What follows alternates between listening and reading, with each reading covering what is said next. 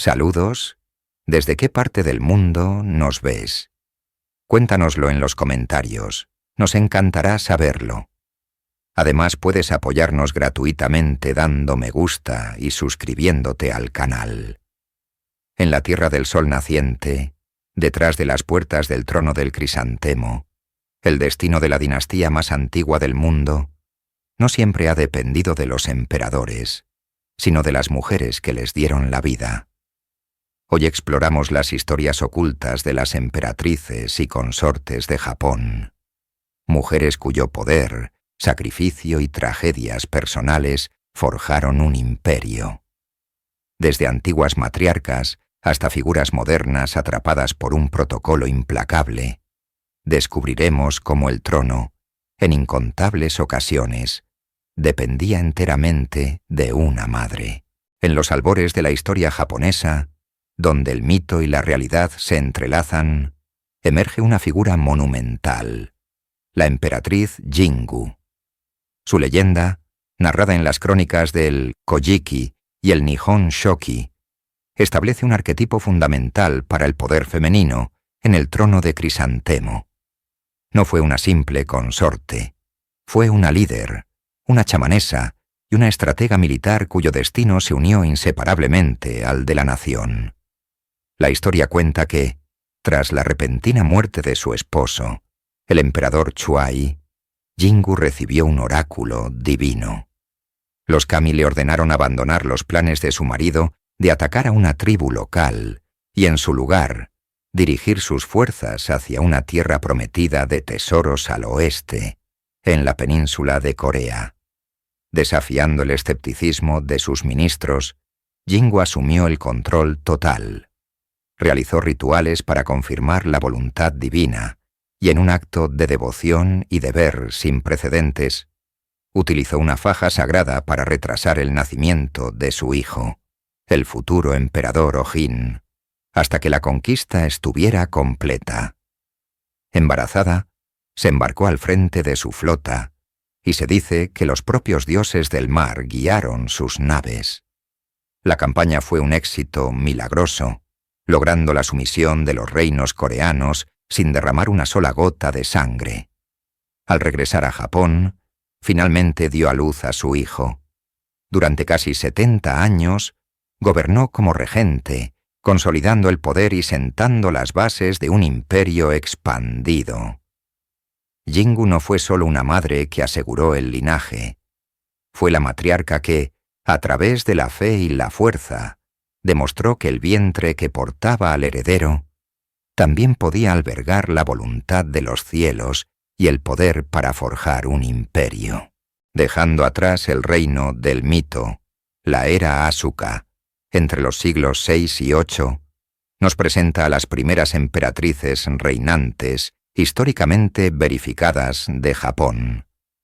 Estas mujeres no eran meras figuras transitorias. Ejercieron un poder real y tangible en un periodo de profundos cambios políticos y religiosos. La primera y más influyente fue la emperatriz Suiko, quien ascendió al trono en el año 593. Su reinado de 35 años marcó una era de estabilidad y centralización. Gobernando junto a su sobrino, el brillante príncipe Shotoku, Suiko supervisó la consolidación del budismo como una fuerza importante en la corte, encargando la construcción de templos emblemáticos como Horyūji. Bajo su mandato se promulgó la Constitución de los 17 artículos, un código moral y político de inspiración budista y confuciana que buscaba centralizar el poder en la figura del monarca y establecer una burocracia eficiente. Suiko demostró que una mujer podía gobernar con sabiduría y autoridad, sentando un precedente crucial. No fue la única. La emperatriz Kogyoku reinó en 2 ocasiones distintas, bajo nombres diferentes, un testimonio de su habilidad para navegar las peligrosas aguas de las rivalidades entre clanes, especialmente la lucha de poder que culminó con el derrocamiento del clan Soga.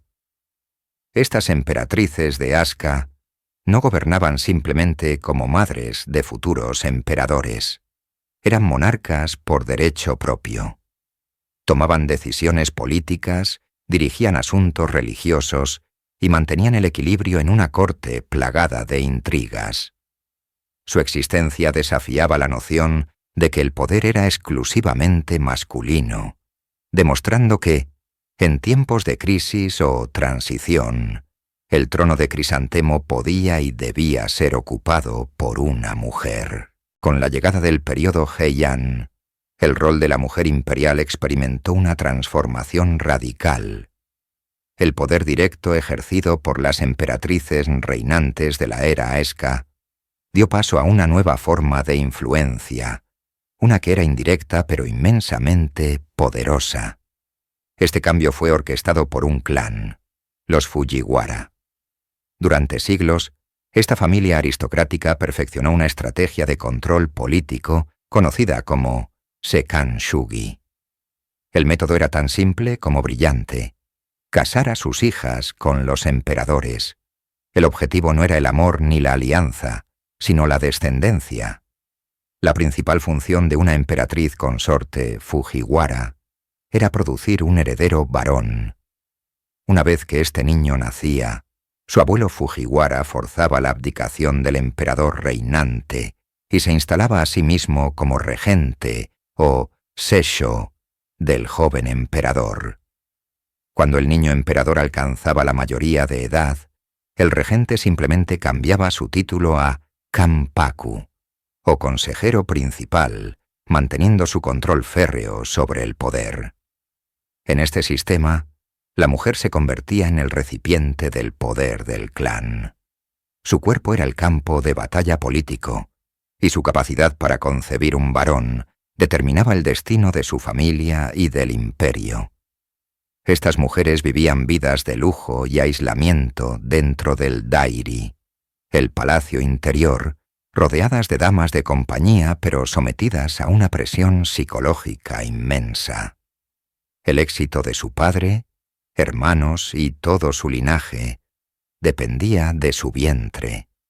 El trono ya no dependía de la sabiduría de una madre como gobernante, sino de su biología como productora del siguiente peón en el juego de poder de los Fujiwara. Ninguna figura encarna mejor la dualidad de las consortes Fujiwara que la emperatriz Shoshi, hija del hombre más poderoso de la historia de Japón, Fujiwara no Michinaga. Su vida fue un microcosmos del sistema de regencia en su apogeo. Enviada a la corte del emperador Ichijo con tan solo 10 años, su misión era clara: suplantar a la amada primera emperatriz, Teishi, y dar a luz al futuro heredero, consolidando así el poder absoluto de su padre. La presión sobre ella era monumental. Vivía en una competencia directa y constante dentro del palacio, una guerra de los crisantemos librada no con espadas, sino con poesía, estética y, sobre todo, fertilidad. Shoshi cumplió con su deber. Dio a luz a 2 futuros emperadores, asegurando que la influencia de Michinaga se extendiera por décadas. Sin embargo, su historia no es sólo de sumisión política. Shoshi fue una figura de inmensa importancia cultural. Reconociendo el talento y la inteligencia que la rodeaban, se convirtió en una mecenas de la literatura femenina. Reunió a su alrededor un salón de damas de compañía excepcionalmente brillantes, entre las que se encontraba una mujer conocida como Murasaki Shikibu.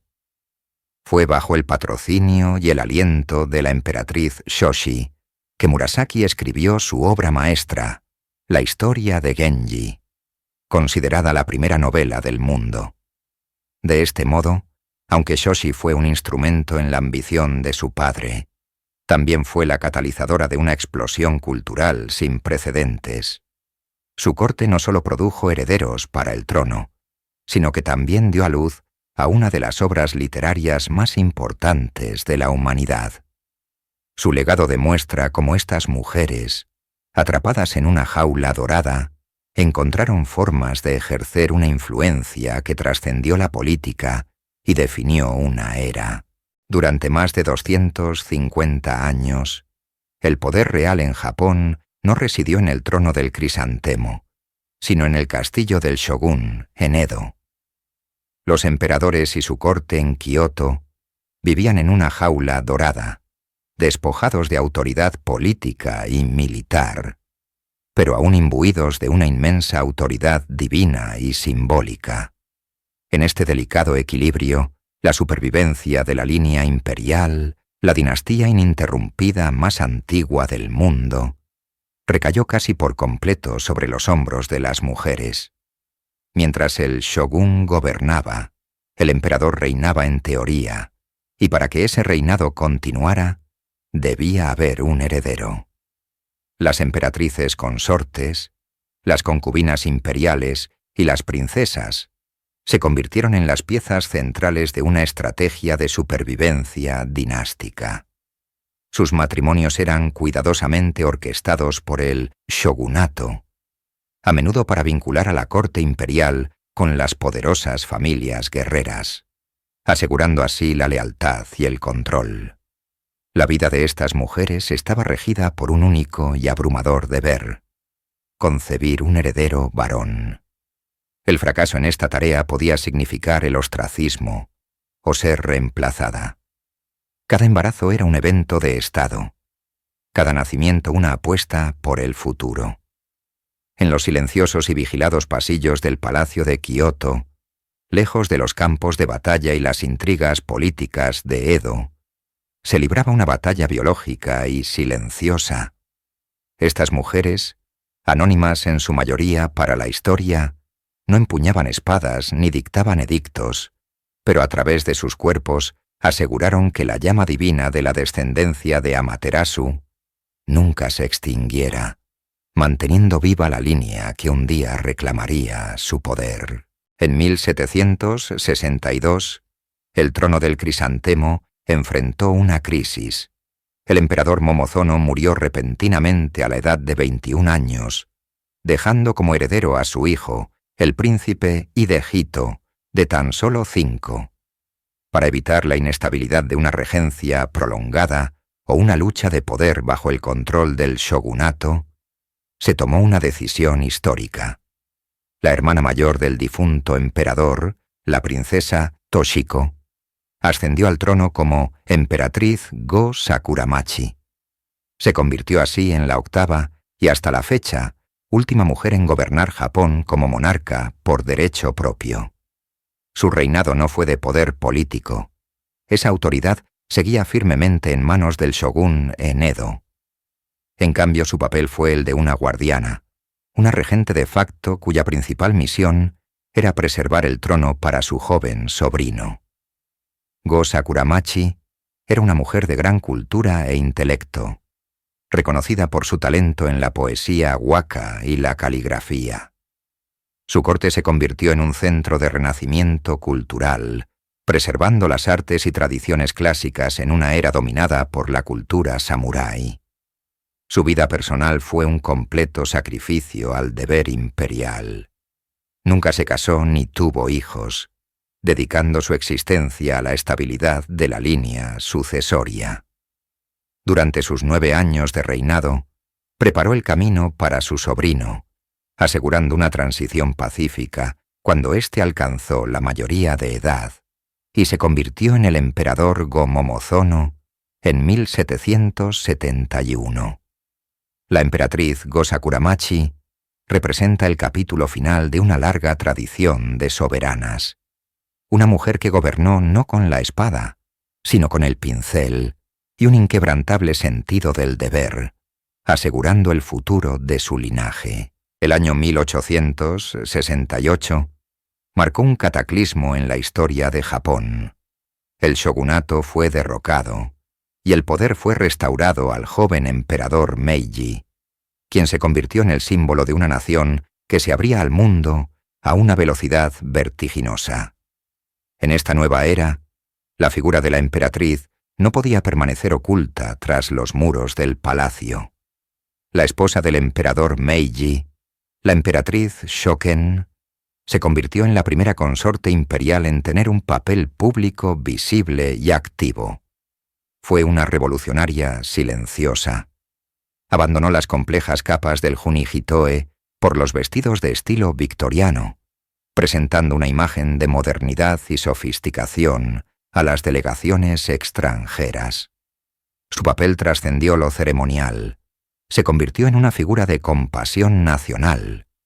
Defensora de la educación femenina y del bienestar social, fue fundamental en la fundación de la Sociedad de la Cruz Roja Japonesa, convirtiéndose en su principal mecenas. Proyectaba la imagen de la madre de la nación moderna. Sin embargo, detrás de esta fachada de progreso y deber público, se escondía una profunda tragedia personal. La emperatriz Shoken era estéril. En una institución donde la procreación era el deber primordial, ella no pudo dar un heredero al trono. El futuro emperador Taisho fue hijo del emperador Meiji y una de sus concubinas. En un acto de doloroso protocolo, Shoken tuvo que adoptar formalmente al hijo de su esposo como propio, para legitimar la línea sucesoria. Su vida fue una paradoja. La emperatriz más visible y moderna de la historia de Japón, cuyo mayor logro público fue redefinir su rol, pero que en privado no pudo cumplir con la más antigua de las obligaciones imperiales. Si la emperatriz Shoken representó la modernidad pública, su sucesora, la emperatriz Teimei, esposa del emperador Taisho, encarnó el deber dinástico en su forma más pura y exitosa. Tras la angustia por la falta de un heredero directo en la generación anterior, la principal misión de Teimei era clara: asegurar la sucesión, y cumplió con creces. Dio a luz no a uno, sino a 4 hijos varones: Hirohito, Yasuhito, Nobuhito y Takahito. Este logro por sí solo estabilizó la línea imperial para el resto del siglo XX y silenció cualquier preocupación sobre la continuidad del trono del crisantemo. Su vida, sin embargo, estuvo lejos de ser fácil. Su esposo, el emperador Taisho, sufrió de problemas de salud neurológicos durante gran parte de su reinado, lo que lo incapacitó progresivamente para gobernar. A medida que la condición del emperador empeoraba, la emperatriz Teimei se convirtió en el pilar inquebrantable de la familia imperial. Aunque no ejercía poder político directo, su influencia dentro de la corte era inmensa. Se dedicó a la crianza y educación de sus hijos, preparando meticulosamente a su primogénito, Hirohito, para las enormes responsabilidades que le esperaban, primero como regente y luego como emperador. Teimei era una mujer de la vieja escuela, profundamente tradicional y devota. Mientras Japón se militarizaba y se expandía en el exterior, ella mantenía la estabilidad y el decoro dentro del palacio. Su vida no fue de glamour ni de apariciones públicas al estilo occidental, sino de una silenciosa y férrea dedicación al deber, asegurando que, a pesar de la frágil salud de su esposo, la institución imperial permaneciera fuerte y su linaje, indiscutible. Tras su boda en 1924, la joven emperatriz Nagako, quien adoptaría el nombre póstumo de Koyun, se enfrentó a una única y abrumadora tarea: dar a luz un heredero varón para el trono de Crisantemo. Para una institución que medía su continuidad en milenios, la sucesión era el pilar de su existencia. Sin embargo, los años pasaban y el palacio permanecía en un silencio expectante. En 1925 nació la princesa Shigeko. Alegría, pero no la que el imperio esperaba. 2 años después, la princesa Sachiko, cuya vida se extinguió trágicamente a los 6 meses de edad, sumiendo a la corte en un profundo luto. Luego llegaron la princesa Kazuko y la princesa Atsuko, 4 hijas en sucesión. Con cada nacimiento, la presión sobre Koyun se volvía insoportable. Dentro de los muros del palacio, las facciones más conservadoras comenzaron a susurrar sobre soluciones drásticas. Se desempolvó la antigua costumbre de las concubinas imperiales, una práctica que el padre de Hirohito, el emperador Taisho, había abolido para simbolizar la modernidad de su era. Sugerir su reinstauración era una afrenta directa a la emperatriz, un cuestionamiento público de su valía y su capacidad para cumplir con su deber sagrado. Durante casi una década, Koyun vivió bajo esta sombra, su posición y su futuro personal pendiendo de un hilo biológico. Finalmente, el 23 de diciembre de 1933, las campanas sonaron en todo Japón. Había nacido un varón, el príncipe Akihito. La nación estalló en júbilo. La emperatriz había cumplido su deber, asegurando la línea de sucesión y silenciando a sus críticos. Pero la larga espera y la angustia de aquellos años dejarían una marca indeleble en su carácter y en su visión del protocolo imperial. Para comprender la vida de cualquier emperatriz de Japón, primero hay que entender a su verdadero guardián y a menudo a su carcelero, la agencia de la Casa Imperial, o Kunaicho. Esta no es una simple oficina administrativa, es una institución milenaria, un Estado dentro del Estado con un único propósito: preservar la tradición y proteger la santidad del trono de Crisantemo a toda costa. La Kunaicho es un laberinto burocrático, compuesto por más de 1000 funcionarios, médicos, chefs, jardineros, músicos y chambelanes, que dictan cada faceta de la vida imperial. Ellos deciden qué visten los emperadores, qué comen, a quién ven, qué dicen en público e incluso cómo caminan. Cada gesto es coreografiado, cada palabra es examinada. Para la emperatriz Koyun, esta agencia era el marco inmutable de su existencia, un sistema que la había presionado por un heredero y que ahora dictaba su rol como madre del futuro emperador. La agencia funcionaba como el sistema inmunológico del imperio, identificando y neutralizando cualquier elemento que considerara una amenaza para la tradición. La modernidad, la espontaneidad o la opinión personal eran vistas como patógenos a ser erradicados.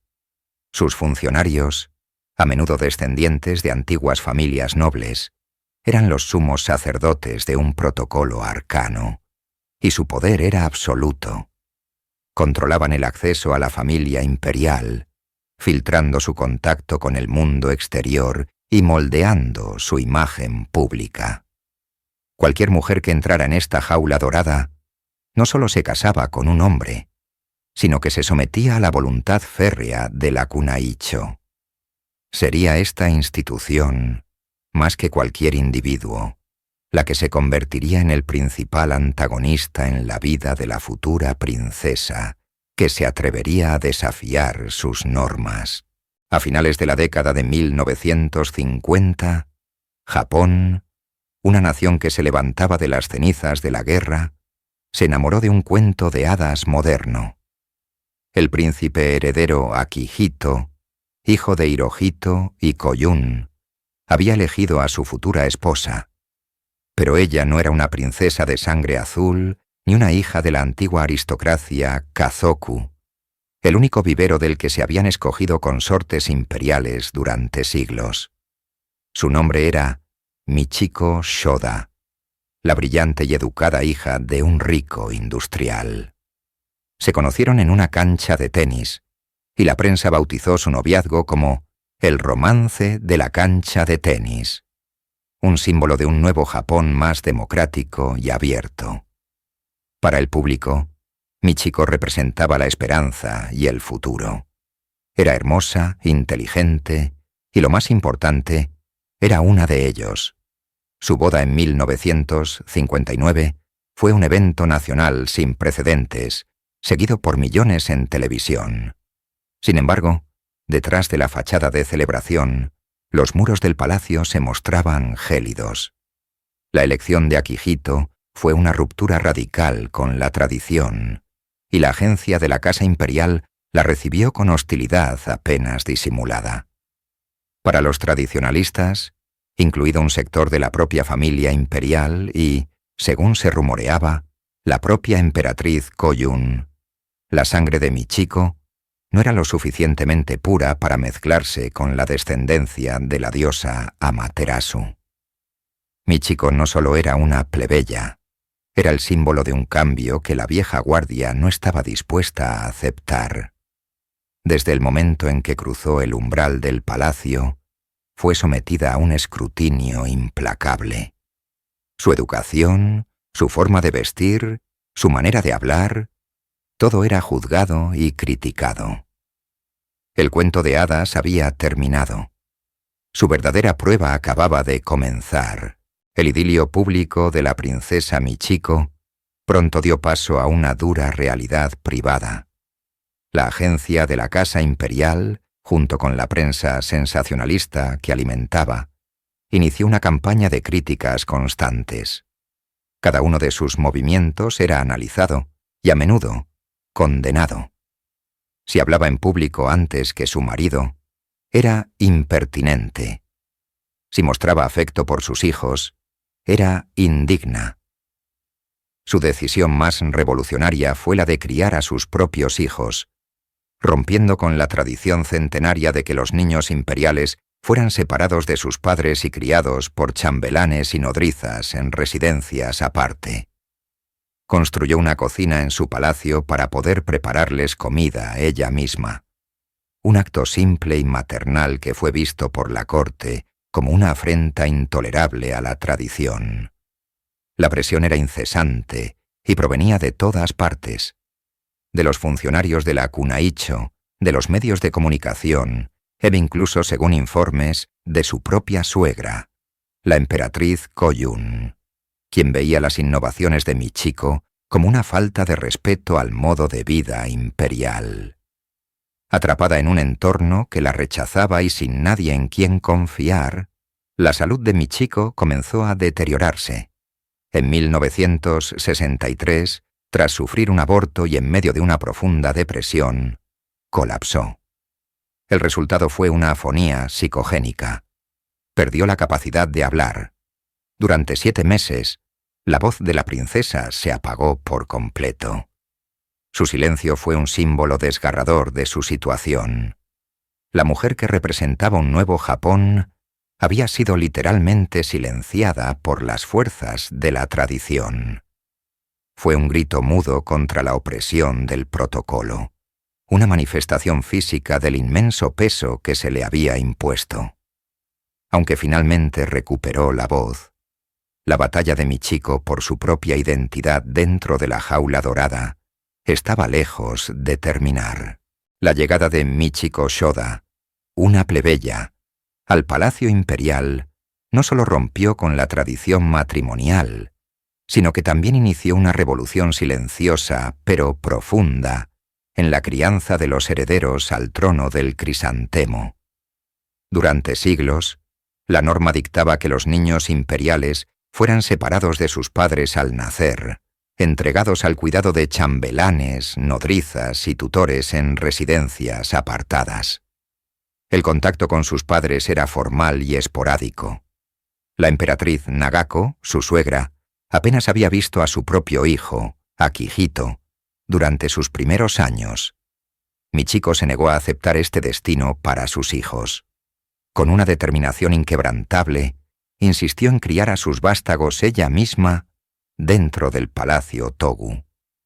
Esta decisión fue un desafío directo a la agencia de la Casa Imperial y a las costumbres milenarias.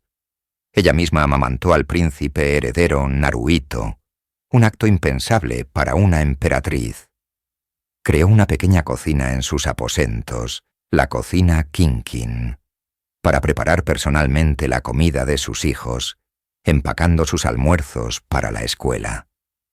Quería que tuvieran una conexión real con su madre, que sintieran el calor de un hogar y no la fría formalidad de un protocolo. Esta aproximación práctica y amorosa humanizó a la familia imperial a los ojos del público japonés, que veía con admiración a esta madre moderna. Sin embargo, dentro de los muros del palacio, su actitud fue vista como una afrenta. Cada decisión, desde elegir un delantal hasta llevar a sus hijos al parque, fue una batalla contra la rígida burocracia que la consideraba una intrusa. Michiko estaba sentando un precedente, demostrando que el deber imperial no tenía por qué excluir el amor maternal, una lección que tendría profundas consecuencias para la siguiente generación. Antes de ser Su Alteza Imperial la princesa heredera Masako, era simplemente Masako Owada, una de las mentes más brillantes de su generación y un símbolo del nuevo Japón. Hija de un diplomático de alto rango, su vida fue cosmopolita y su educación impecable. Graduada con honores en economía por la Universidad de Harvard, continuó sus estudios en Oxford y la Universidad de Tokio. Hablaba con fluidez inglés, francés y alemán, y su futuro parecía no tener límites. En 1986 ingresó al competitivo Ministerio de Asuntos Exteriores de Japón, un bastión tradicionalmente masculino. Rápidamente se destacó por su inteligencia, su agudeza y su capacidad para el trabajo. Estaba en camino de convertirse en embajadora, una carrera que amaba y para la que había dedicado toda su vida. Fue en una recepción para la infanta Elena de España, donde conoció al príncipe heredero Naruhito. Él quedó cautivado al instante, pero Masako era reacia. Valía demasiado su independencia, su carrera y su libertad. Durante 7 largos años, el príncipe persistió en su cortejo. Ella lo rechazó 2 veces, consciente de que entrar en la familia imperial significaría el fin de su vida como la conocía. La presión de la agencia de la Casa Imperial se volvió inmensa. Finalmente, fue una promesa la que la hizo ceder. Naruhito le aseguró: «Puede que tengas temores y preocupaciones al unirte a la Casa Imperial, pero yo te protegeré durante toda mi vida». Esta promesa de ser un escudo contra las presiones arcaicas del palacio fue el factor decisivo. Masako aceptó, sacrificando su brillante carrera diplomática por un deber a la nación. El público celebró la unión, viendo en ella a la embajadora perfecta para el trono del crisantemo. Nadie podía imaginar cuán pesada sería esa promesa y cuán difícil sería de cumplir. El 9 de junio de 1993, Japón se detuvo para ver la boda de su príncipe heredero Naruhito con la diplomática Masako Owada. La ceremonia, llena de rituales sintoístas milenarios, fue un espectáculo de tradición y esperanza. Masako, vestida con el Juni-hitoe, un complejo atuendo de 12 capas, parecía la encarnación de la gracia. Para el mundo, era el comienzo de un cuento de hadas, la plebeya brillante que se casaba con el futuro emperador. Para Masako, fue el fin de su autonomía y el comienzo de una vida bajo un escrutinio implacable. La transición fue brutal. La mujer que había debatido sobre política comercial global y negociado acuerdos internacionales, ahora debía aprender a caminar 3 pasos detrás de su marido, a hablar solo cuando se le permitía y a dominar el ángulo perfecto para una reverencia. Su espontaneidad y su intelecto, cualidades que habían enamorado a Naruhito, eran ahora consideradas problemáticas por la agencia de la Casa Imperial. La diplomacia que se esperaba de ella no era la de un ministerio de exteriores, sino la de una sumisión silenciosa al protocolo. Muy pronto, se hizo evidente que la institución no la veía como un activo diplomático, sino como un recipiente. Su principal y casi único deber era producir un heredero varón para asegurar la continuación de la línea de sucesión patrilineal más antigua del mundo. Cada mes que pasaba sin un anuncio de embarazo aumentaba la presión. La prensa, antes admiradora, se volvió intrusiva y crítica. La promesa de Naruhito de protegerla chocaba contra los muros de una institución inflexible. El peso de la corona no estaba en sus joyas, sino en la aniquilación de su identidad y en la abrumadora expectativa de un deber biológico que eclipsaba todo lo que ella había sido y aspirado a ser. Los años que siguieron a la boda de ensueño se convirtieron en una pesadilla silenciosa para la princesa Masako. La presión incesante por concebir un heredero dominaba cada aspecto de su existencia. En 1999, la esperanza inicial de un embarazo terminó en la tragedia de un aborto espontáneo, un dolor privado que fue cruelmente diseccionado por los medios de comunicación. Finalmente, en 2001, nació su única hija, la princesa Aiko. La alegría de la maternidad fue inmensa, pero para el palacio y los tradicionalistas no fue suficiente. Aiko era una niña, y según la ley de la Casa Imperial de 1947, no podía heredar el trono del crisantemo. La presión no disminuyó, de hecho, se intensificó. El estrés acumulado, la pérdida de su identidad, el aislamiento y la vigilancia constante finalmente quebraron su espíritu. En 2003, Masako se retiró abruptamente de la vida pública. El palacio anunció que sufría un trastorno de adaptación, un término vago para describir una profunda depresión y ansiedad provocada por su entorno.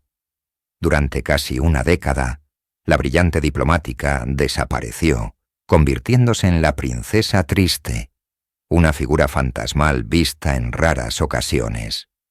El punto de inflexión llegó en 2004, cuando el príncipe Naruhito, en un acto de defensa sin precedentes, criticó públicamente a la agencia de la Casa Imperial en una conferencia de prensa. Declaró que había habido movimientos para negar la carrera y la personalidad de Masako. Fue una admisión impactante de que el sistema había fallado en protegerla, una acusación directa a las fuerzas que habían aplastado a su esposa. Sus palabras revelaron la profunda crisis que se vivía tras las puertas del palacio, demostrando que ni siquiera la promesa de un futuro emperador había sido suficiente para salvar a su princesa del peso de la corona. El 1 de diciembre de 2001, las campanas de celebración resonaron en todo Japón. Después de 8 años de un matrimonio bajo el intenso escrutinio público y una inmensa presión por producir un heredero, la princesa Masako y el príncipe heredero Naruhito finalmente dieron la bienvenida a su primera hija, la princesa Aiko. La nación estalló en un júbilo colectivo. Las imágenes de la pequeña princesa, cuyo nombre significa la que ama a los demás, llenaron los periódicos y las pantallas, representando una nueva generación de esperanza para la familia imperial. Sin embargo, detrás de la alegría pública, los muros del Palacio Imperial albergaban una crisis constitucional que se había estado gestando durante décadas. La ley de la Casa Imperial de 1947, impuesta tras la Segunda Guerra Mundial, era inequívoca. Solo un varón podía ascender al trono del crisantemo. El nacimiento de Aiko, aunque celebrado, no resolvía el problema fundamental de la sucesión. La línea directa del príncipe heredero carecía de un heredero varón, y en la familia imperial en general no había nacido un niño en más de 40 años. La presión que durante tanto tiempo había recaído sobre los hombros de Masako para concebir un hijo, ahora se transfería al sistema mismo. La existencia de Aiko planteaba una pregunta inevitable y disruptiva. ¿Estaba Japón dispuesto a permitir que su antigua monarquía se extinguiera por una ley moderna? ¿O era hora de cambiar las reglas y permitir que el futuro del trono descansara, por primera vez en siglos, en las manos de una niña? El nacimiento de la princesa Aiko no solo trajo alegría, sino que también encendió la mecha de uno de los debates más significativos de la historia moderna de Japón. La crisis de sucesión se convirtió en un tema de conversación nacional, trascendiendo los confines del palacio para instalarse en el Parlamento, los medios de comunicación y los hogares de todo el país. La opinión pública se mostró abrumadoramente a favor de reformar la ley de la Casa Imperial para permitir que Ahiko pudiera heredar el trono. Los sondeos mostraban cifras superiores al 80% de apoyo. Este sentimiento popular reflejaba no solo el afecto por la joven princesa, sino también una sociedad japonesa en plena transformación, que cuestionaba las rígidas estructuras patriarcales del pasado. El gobierno, bajo el primer ministro Junichiro Koizumi, respondió a la presión popular. En 2005, un panel de expertos convocado por el gobierno recomendó formalmente la enmienda de la ley para permitir la primogenitura absoluta, donde el primogénito, independientemente de su género, heredaría el trono. Los defensores del cambio argumentaban que Japón ya había tenido 8 emperatrices reinantes en su historia, por lo que la idea no era ajena a la tradición. Sin embargo, la resistencia de los sectores más conservadores de la élite política y de la propia agencia de la Casa Imperial fue feroz. Argumentaban que la línea de sucesión patrilineal ininterrumpida durante 2600 años era sagrada y no debía romperse. El país se encontraba en una encrucijada, atrapado entre la modernidad y la tradición, mientras el destino de la monarquía pendía de un hilo político. El intenso debate sobre la sucesión femenina se detuvo abruptamente en septiembre de 2006. La princesa Kiko, esposa del príncipe Akishino, el hermano menor de Naruhito, dio a luz a un niño, el príncipe Hisahito. Fue el primer heredero varón nacido en la familia imperial en 41 años. Para los tradicionalistas, fue una intervención divina que resolvía la crisis. El plan para cambiar la ley de sucesión fue inmediatamente archivado, y la presión sobre la línea de Naruhito y Masako se disipó. Aunque esto aseguró la continuidad patrilineal a corto plazo, el problema fundamental de una línea sucesoria peligrosamente delgada simplemente se pospuso. Los años siguientes vieron a Masako continuar su lucha personal lejos del foco principal, mientras la atención se centraba en el joven príncipe. Sin embargo, un nuevo capítulo estaba a punto de comenzar. En 2019, el emperador Akihito tomó la decisión histórica de abdicar, el primer emperador en hacerlo en 200 años. Con la ascensión de Naruhito al trono, comenzó la era Reiwa, que significa hermosa armonía. Para Masako, este momento marcó un renacimiento. Asumiendo su papel como emperatriz, pareció florecer. Tras años de batallar contra una enfermedad de ajuste inducida por el estrés, Masako emergió en la escena mundial con una gracia y confianza renovadas. Su dominio de varios idiomas y su experiencia diplomática brillaron en los eventos de Estado, como la recepción de líderes mundiales. La mujer que una vez fue vista como una figura trágica, prisionera de un protocolo arcaico, se estaba redefiniendo a sí misma como una emperatriz resiliente, un símbolo de fuerza y un pilar fundamental de la nueva era imperial. Hoy, en la era Reiwa, el trono del crisantemo descansa sobre una base frágil. La línea de sucesión es alarmantemente corta. Tras el emperador Naruhito, se encuentra su hermano, el príncipe heredero Akishino, y después de él, su único hijo, el príncipe Hisahito. Más allá de Hisahito, el futuro es un abismo de incertidumbre. No hay más herederos varones en la generación más joven. La pregunta que se silenció en 2006 con el nacimiento de un niño vuelve a resonar en los pasillos del poder. ¿Qué sucederá si el príncipe Hisahito no tiene un hijo varón? El debate sobre la sucesión femenina no ha desaparecido. Simplemente permanece latente, esperando el momento en que ya no pueda ser ignorado.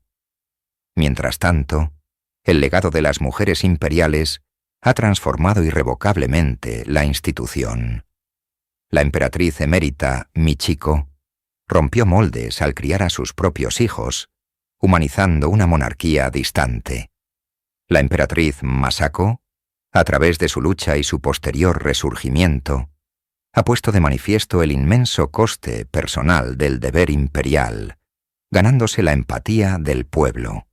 Y la princesa Aiko, ahora una joven adulta que desempeña funciones oficiales con dignidad, sigue siendo un potente símbolo de las posibilidades no realizadas y de la modernidad contenida.